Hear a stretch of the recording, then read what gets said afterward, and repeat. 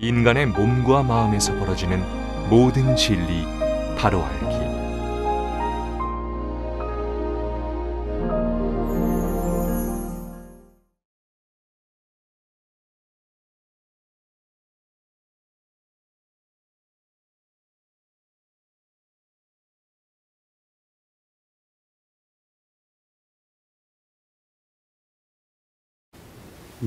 이 법포를 내리기 전에, 받기 전에, 수행자와 도반과 사제의 연에 대해서 잠시 언급을 하고자 합니다.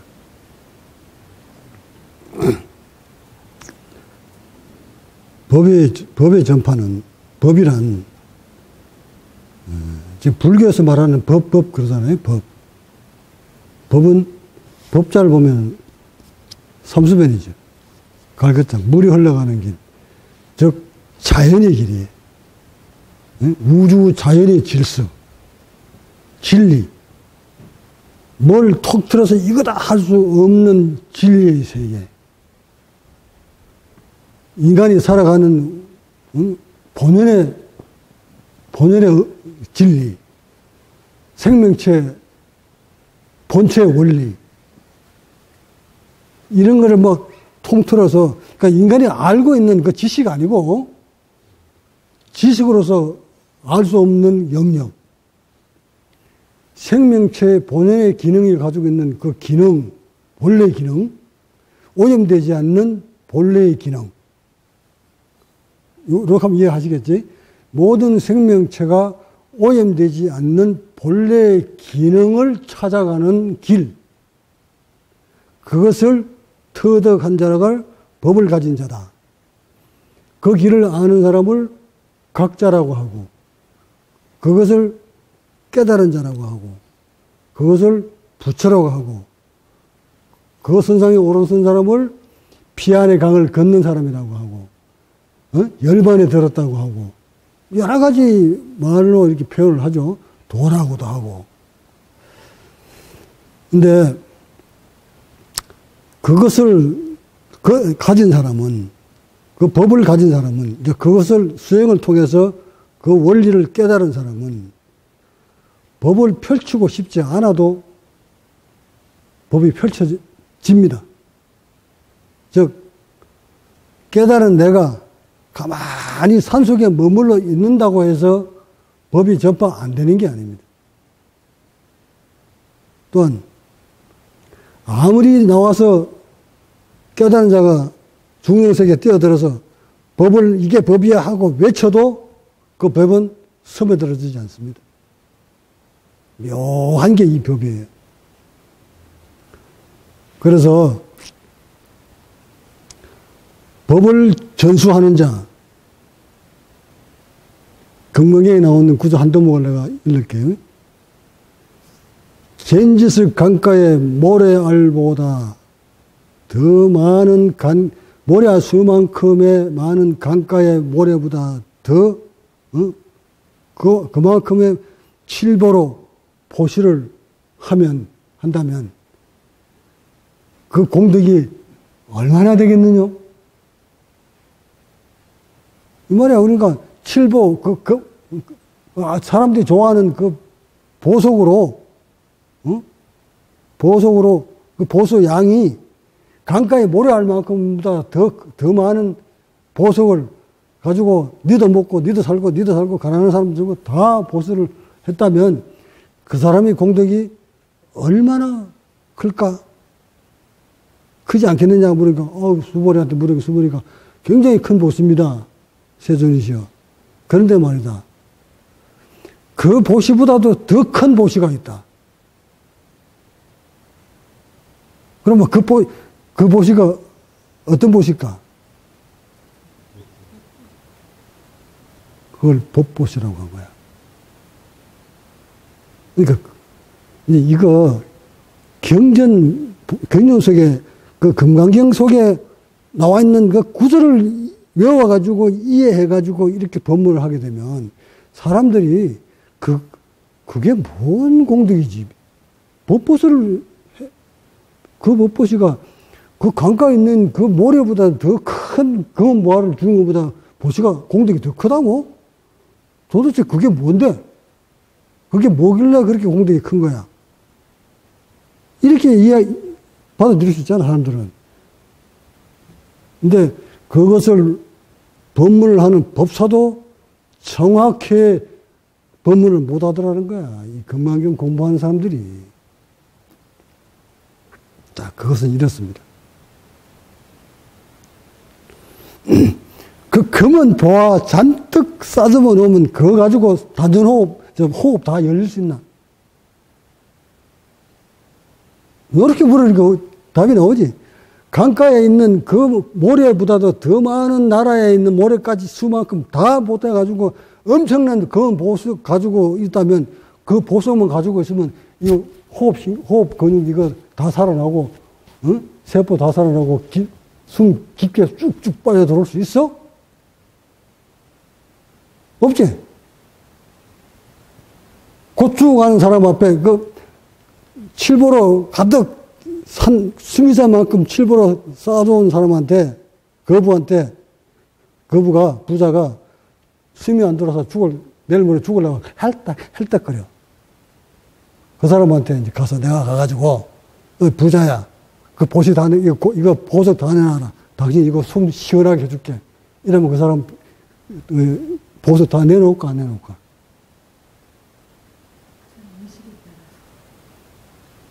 내놓겠지?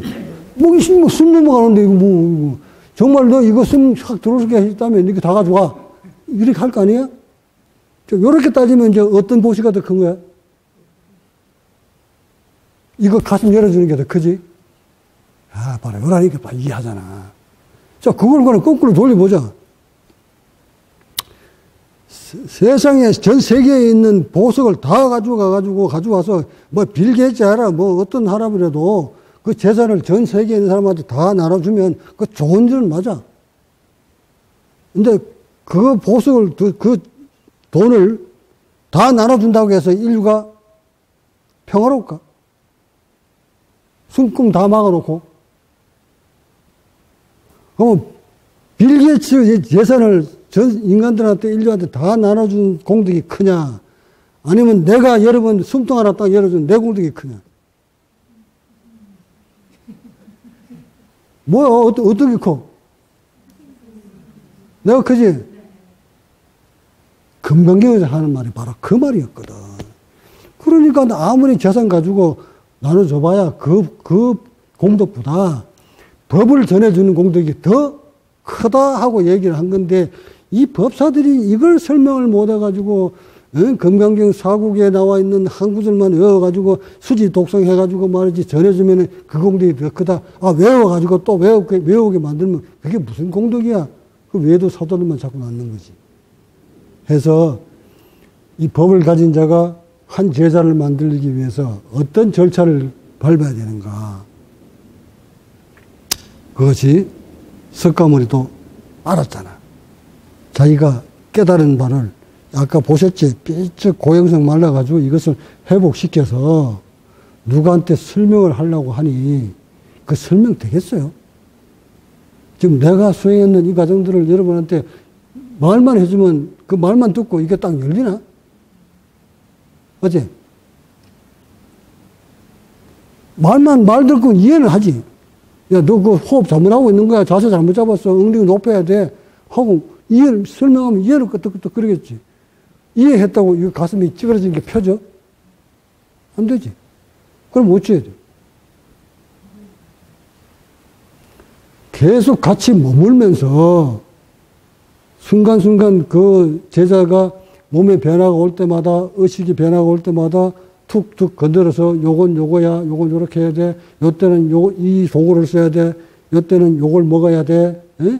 너 지금 올라왔는데 의식 그거 잘못된 거잖아. 그거 누구 의식이야? 그 의식은 네가 깔고 있는 자아의식이야. 이거 버려야 돼. 그 의식까지 놔줘야 이거 열려. 하고 그 제자가 가지고 있는, 그 수행자가 가지고 있는 의식을 몽땅 다 까부숴줘야 그 수행자가 일어나는 의식을 잠재우고 또 이완시켜서 수행을 통해서 또 한 부당 넘어가고 계속 올라오는 만큼 거기에만큼 툭 건드려주고 툭 건드려주고 이렇게 해서 자기와 똑같은 제자를 만들어내야 되거든.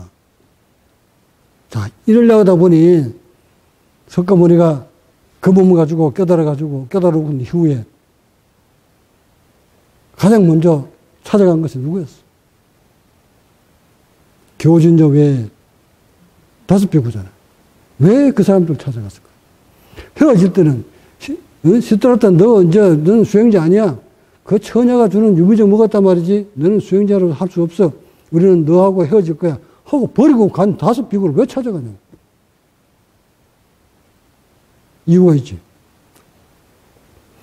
자기가 시타르타가 깨달은 그 수행법을 이해할 수 있는 사람은 오직 그 수행자이기 때문에 그 수행자들이 빨리 흡수를 할 수 있기 때문에 그것을 알기에 그 비구를 찾아갔던 거예요. 찾아가서 노경을 같이 머물면서 계속 같이 생활하면서 줄탁을 주면서 우리가 수행자들이니까 얼마나 빨리 올라왔겠어. 길을 딱 열어줬는데. 시트라타는 혼자 뚫고 나왔는데, 나도 혼자 뚫고 나왔는데, 누가 이렇게 끌어주는 스승이 있었다면 바로바로 가지. 이렇게는 안 세고. 그래서 그 5사람을 삐쩍 말라가지고 다 죽어가는 것들을 살려가지고 아라한을 딱 만들어 놨어요. 아라한을 만들어 놨다 이 말은 뭐야? 시타르타와 같은 모습으로 형체를 변화시켰고, 같이 육계를 섞고, 같이 부처의 형상을 닮아갔고, 행동도 닮아갔고, 의식도 닮아가고. 그러니까 일반 사람들하고 견뎌봤을 때 뭔가 다르다는 것을 사람들은 알 거 아닌가. 내가 육체를 이렇게 호흡신경 다 열어서 모습이 바뀌어가는 거나, 의식이 바뀌어가는 거나, 여러분이 나와 똑같이 만들어서 여러분들도 그렇게 바뀌어가는 거나, 같은 거야. 그러니까 교진열을 그렇게 만들어 놓으니까 사람들은 석가모니를 보고 그 상가에 들어온 게 아니야. 기하는 것이 아니라 석가모니 제자인 교진열을 보고 기를 한 사람이 누군지 알아요? 금강경의 주인공 수보리야. 수보리는 석가모니 보고 석가모니 당신 나를 가르쳐주지 하고 들어온 사람 아니야? 그의 제자 교진열을 보고 기한 것이 수보리야. 그렇다면 그 시타르타가 5비구를 찾아가서 지극정성으로 같이 생활하면서 그 사람들을 아라한을 만들었어. 여기서부터 법의 전파는 시작이었어. 그 5비구 만들기 전에는 법을 펼칠 수가 없어. 왜? 안 먹혀 들어가니까요. 그렇게 5비구를 만들어 놓고도 어떤 사람들은 500명의 제자들 데리고 한꺼번에 왔다가 또 한꺼번에 도망가고 막 이러잖아. 왔다 가고 막 이런다고. 그 5비구를 만들어 놓고도 그런 일이 벌어지는데, 그 5 제자를 못 만들어 놓고 사람들이 왔다 가고 얼마나 그럴까. 그러니까 석가모니는 빠른 길을 찾는 길이 그 수행자를, 자기 제자를 받아들여서 그 제자를 자기와 똑같이 만드는 것이 법의 전파 시작이다 하는 것을 알기에 5비구를 제자로 삼아서 아라한을 만들었는데, 지금 그때나 지금이나 법의 전파는 다를 바 없어요. 똑같아요. 이 말은 무슨 말이냐면, 내가 여러분하고 인연을 맺어서 벌써 이렇게 인연 된 지는 지금 10여 년 다 돼가잖아. 10여 다 돼가는데도 아직 아라한이 툭 튀어나오지 않지. 이제 막 이렇게 건들면 톡 터질 것 같은, 응? 모리는 맺혀 있지만 아직 터지지 못했잖아. 이것은 무엇을 의미하느냐면, 터질 또 말똥 계속 그 자리에 멈춰 있으면 내 목은, 응? 나의 목은 터지를 계속 외쳐야 돼요. 계속 여러분을 아라한 만드는데 집중을 해야 되는 거야. 집중해서 여러분을 딱 터트려놔야 외부 바깥 사람들이 여러분을 보고 적강한테 기한단 말이야. 그러니까 석가모니한테 기했는 것이 아니라 교진열을 보고 기했는 수보리처럼 많은 사람들이 적금 법문을 듣고 왔는 것 같은데 그 제자들이 보니까 전부 고름덩어리야. 염증덩어리야. 그러면 여기 올까? 나의 법이 가짜 법이지. 그러니까 내 법이 정법으로 빛을 보려면 여러분들이 의식과 세포가 팍 변화돼서 야, 저 수순호도 바라올게 가니까 그 밑에 있는 사람들은 전부 다 이렇게 변해가더라 하고 이것이 퍼져야만이 법이 전 세계로 이렇게 퍼질 텐데, 자, 그것을 나는 만들기 위해서 초대 5 비구한테 법포를 줬듯 나도 여러분한테 전부 해자 돌림을 줘서 일대 제자로 인연을 맺습니다. 그래서 내가 법포를 다 드렸는데 오늘도 그 연장선상에서 세 사람한테 법포를 줄 것입니다. 그러니까 법포를 받는 여러분들은 지금 조금 전에 했는 나의 법문을 새겨 들으시고 한눈 팔지 마시고 갈 길이 멀어요. 한눈 팔지 마시고 오직 수행에만 매진하셔서 빨리 자신의 본성을 회복하시면 그것이 바로 스승을 돕는 길이요. 이것이 바로 하와 중생이라는 것을 잊지 말기 바랍니다.